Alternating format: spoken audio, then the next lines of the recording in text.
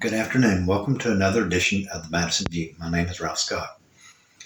I would just like to go into a little bit more of our social, political, moral kind of climate right now that's going on, which is something that I don't think a lot of the right-wing Christian organizations don't realize, that they're really turning off a lot of people, or turning a lot of people against Christianity, because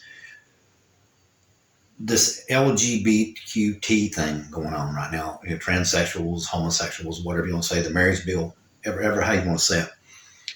Okay. Basically, what that comes down to, if you get down to it, is believing if you should be straight or gay or whatever, as far as your sexuality is concerned, is a moral belief. It is not a civic belief.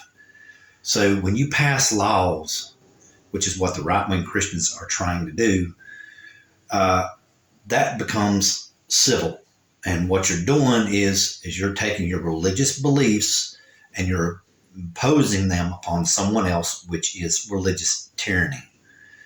You are not practicing good Christian morals, because you are not supposed to force your religion off on other people. Just go back to your Bible and quit thumping on it. Okay, now, and this is another thing I might talk about. You got a lot of right-wing preachers out there that are pushing this, that Christians should take over the government. Well, let's get back to our basic Christian 101, which is you're supposed to study Jesus and try to do the best you can to act similar to him. Well, the whole entire basic lesson of the Bible, in my opinion, Christianity 101, is that the Jews were expecting a Savior to be born who was going to rescue them from Rome. So basically, they were expecting Jesus to be a civil king. Civil meaning law, government, etc. Well, he wasn't, because Jesus wasn't trying to assume power. So therefore, that was God's way of trying to tell Christians and these preachers that are up on the right wing, trying to say that the church is supposed to take over the government, is wrong, because that's the basic Christian 101. God did not want to take over the government when he sent his son here. He wanted to rescue people. Okay. By rescuing people, the government will change according to the social climate of the time. In other words, as you're more progressed in your faith, or your scientific ideology, whatever you want to say, you will adapt the government to fit that. And that's what God did with his son. His son didn't take over the government. And basically, the church is supposed to be an embodiment of Christ. So the church should not take over government. That would be a theocracy. And not only that, that's 100% tyranny, and it's a lie, because that's basic Christian 101. God did not send Jesus to the earth to take over the government. He sent Jesus to the earth to save people, not the government. And that is where y'all are getting it wrong. You're trying to impose your moral beliefs on civil law or government, and you can't do that. That's wrong, because if it would have been done the first time, Jesus would have done it himself, and there wouldn't be no debate about it anymore. It's just that simple, no more complicated than that. You're taking basically religion and perverting it. You don't think so, but you are. And here's another example. Okay, now, where the right wing of the Republican Party is going off the rails, but they're most of them are just religious organizations, and they can say what they want to. The radical right wing organizations, no similar than the Ku Klux Klan, who claim to be Christians but would hang people, hang blacks, run them down and shoot them, whatever it was they were going to do, because they felt like they were the superior race. They somehow had to justify that in the Bible. It's no different than these 3%ers, and these people call themselves patriots, American patriot. I forget the exact name they call themselves.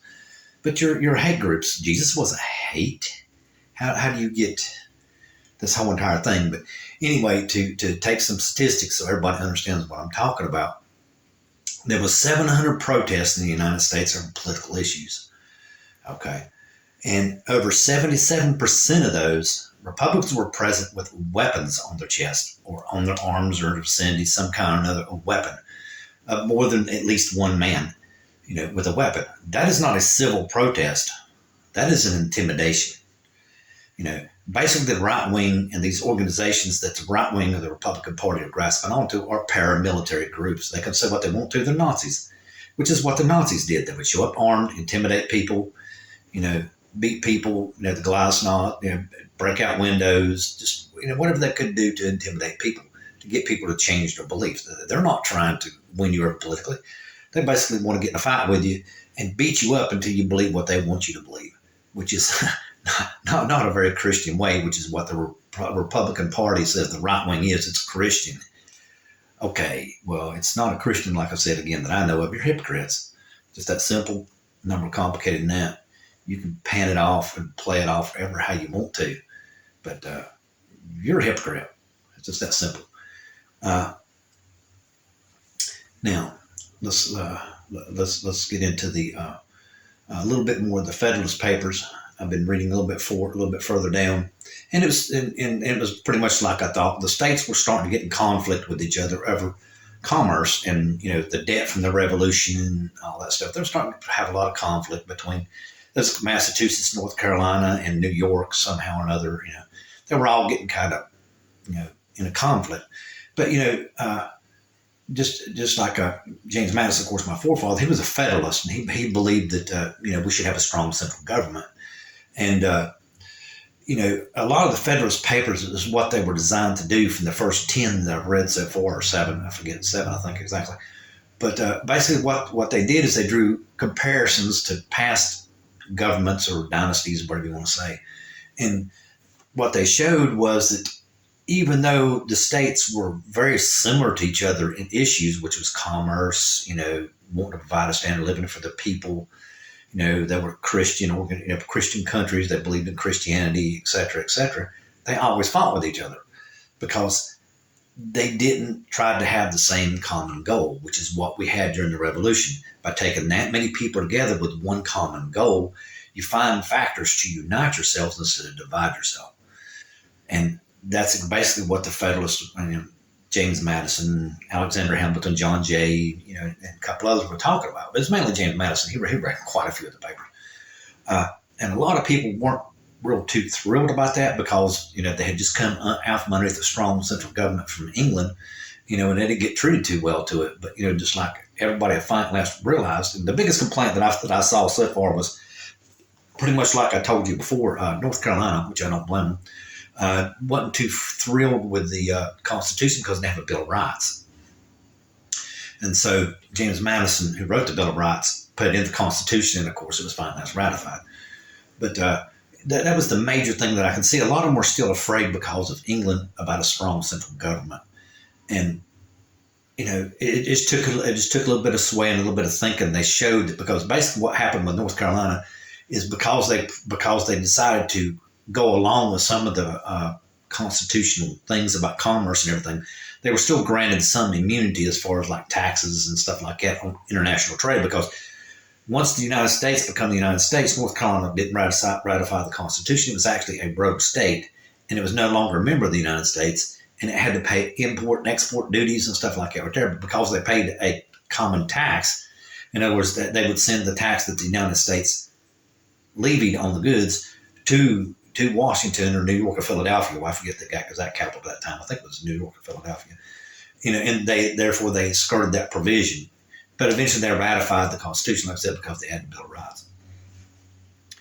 But that's one of the key characteristics is a lot of these Republican parties will go to is that they'll sit there and say that we're going to be better off divided from each other because that way we can all have our own political point of view. But it just goes back again to the Federalist Papers. What the Federalist Papers were saying, basically, if we do not stick together, an enemy who is larger than us is going to come in and wipe our butts out. I mean, we won't even have anything to show for what we've done. All the sacrifices of human lives and time and money and effort and everything just got totally gone.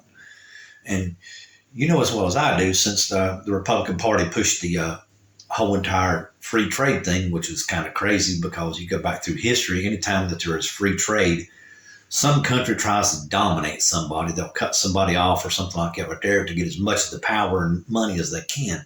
It never really works out too good.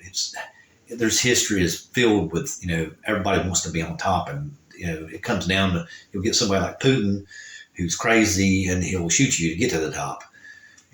And this whole entire thing with, you got the Republican Party that wants to withdraw from NATO. Why do you want to withdraw from NATO? Because what? How is it going to help you in any way, shape, or form to withdraw from NATO? It isn't going to help you. It's going to make you weaker, because we need to protect Europe. They're just like us. That's where we come from.